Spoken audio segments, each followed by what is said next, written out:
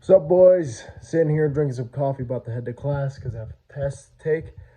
But I just want to make this quick little video explaining where I'm at in terms of the weight cut. So water fasting today because I don't have to, but I really just want to because I feel like this past week especially, I've just my body's been all over the place, and I feel like I need a reset day, especially for these next few days. Uh, Energy is high. I feel great.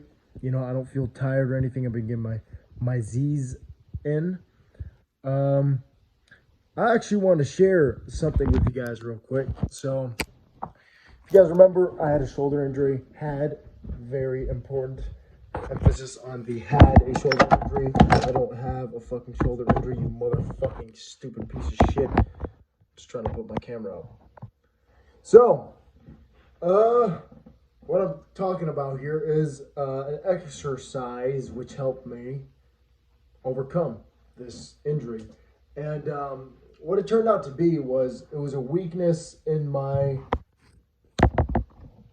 It was a weakness, I believe. The physical therapist said is just slight weakness, I believe, in my scapular muscles, either my scapular muscles or um, it's like I just had a weakness in the shoulder, a bit of rounding, just because when there's so much forward momentum, like in boxing or really running or anything, that's how injuries happen. I've talked about this, I think, in a previous video. So let's say you're a runner and you run too much, you don't really know what you're doing, so you just run and you're running like that. And what happens is that there's an overactivation of probably the quads and the calves, and not enough activation in the glutes and the hamstrings. So you got to even that out, and you got to strengthen your VMOs to avoid an injury. Also, strengthening your hips and ankles, along with some mobility work, will help.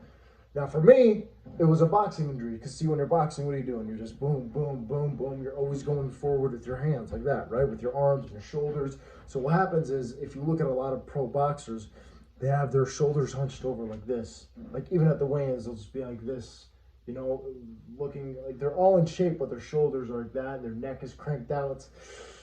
It doesn't look good. It doesn't look good. It doesn't feel good. And that's how shoulder injuries happen, because when your shoulder is overextended like this, there's basically pressure on your rotator cuff, because these muscles, there's just an imbalance.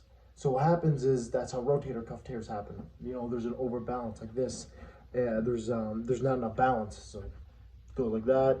These muscles are weak. These muscles are too strong, and snap. That's what happens, and that's what happened to me. And that's why sometimes, to this day, I'm still working on it. If I do this, no. Well, if I usually raise my arm like that, it'll just crack for no reason. Sometimes it doesn't happen as often, but that's just because these back muscles here are, I don't know exactly what's happening, if I'm being honest, but the doctor explained it to me. Basically, these back muscles are snapping on the bone or something like that, and that's where the cracking comes from. It's unnatural and it's not good. So, the exercise, I'm going to use this to demonstrate, this wooden spoon. What you do, and you should do this for every bench pressing session, is you write the alphabet in capital letters. So B in big capital letters, C, D, E, like that. You write it 3 times.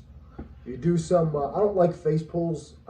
I despise face pulls. Instead, what I do, or I believe they're called extended cable like pulls or something like that.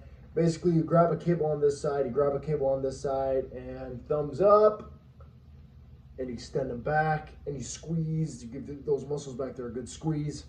Do that for 20 reps times 3. That'll help. It's not really an exercise, more of a stretch. I use this handy-dandy little stick right here, and I just found this on the beach once or something like that. So what you do is you hold it as wide as you can. Then you just, boom, just like that. And that's going to stretch everything. And then what you can do is you round out your shoulders, you roll them out like that. and here, and back. Just move them around, get them warm. Jesus. Also warm up your wrists. You know, if you want to do face pulls, go ahead. I just don't like them. Rear delt flies are great. And last exercise, this is the exercise that helped me the most in terms of shoulder stability, was I'm going to demonstrate with these two babies right here. I'm going to take my shirt off to show you guys, not my jacked and stacked gains, but instead to show you guys what muscles are being activated. So look, right here. So what do you notice? I don't want this fucking phone to fall on the ground right now.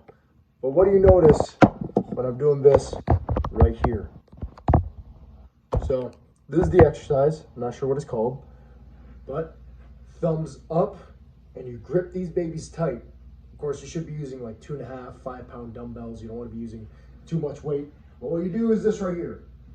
Boom, boom. You see? Yeah, you do. Right here. And then you retract as much as you can.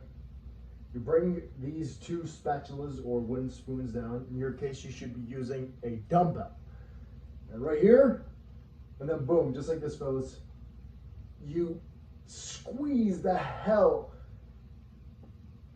out of those muscles back there. Just like that. And you do 20 sets, 20 reps of that for 2 or 3 sets. Go 4 sets, you're golden. And then the last exercise, this is what I do when I'm warming up. My warm-up routine usually takes 10-15 minutes, just depending on what I do. Just because you don't have to do this, but for me, I like to do all these exercises just because for me, I'd rather be safe than sorry. And I would rather take the extra time out of training to do these and not get injured than not do these for 15-20 minutes and then get injured and be out of the game for 6 months.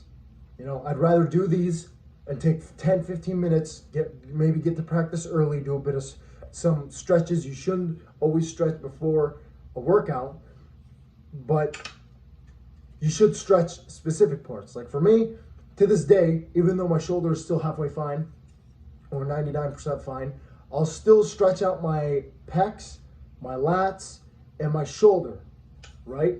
And then I'll do these corrective exercises. I'll do my M's or my Y's, my I's, and my, I think this is called an H or an A. Like, you know, just like these right here, like that, and then like that right there. This is different. This is called a Y. This is not that last exercise I was showing you where you squeeze your scapula, like squeeze your back muscles together. This is not it. This is just activation for the muscle, for your shoulder muscle, for your deltoids. And then this right here, I like to bring it all the way up right there just to show you guys the full range of motion. Then you want to roll out your wrists right here, right? What you want to do, because wrists, like I've always said, wrists help stabilize your shoulder. Your shoulder is like a train track. So if you fuck it up, you're fucked. So warm up your wrists, warm up your shoulders, warm up your lats, warm up your back. I like to do this rotational exercise right here, like that. And that, I feel like, of course, I don't like half-ass it, but what it is right here, maybe with 2.5 pounds, right? If you feel any pain, don't do it.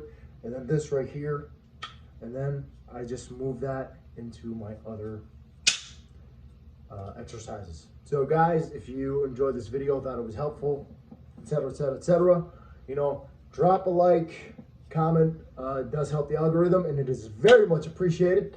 And let me know what else you guys would like to see in the future. And if you have any questions, also shoot them down below. I'll do my best to answer them, and if I cannot answer them, I'll try to give you like sources or something that can help you with the information you need. Done!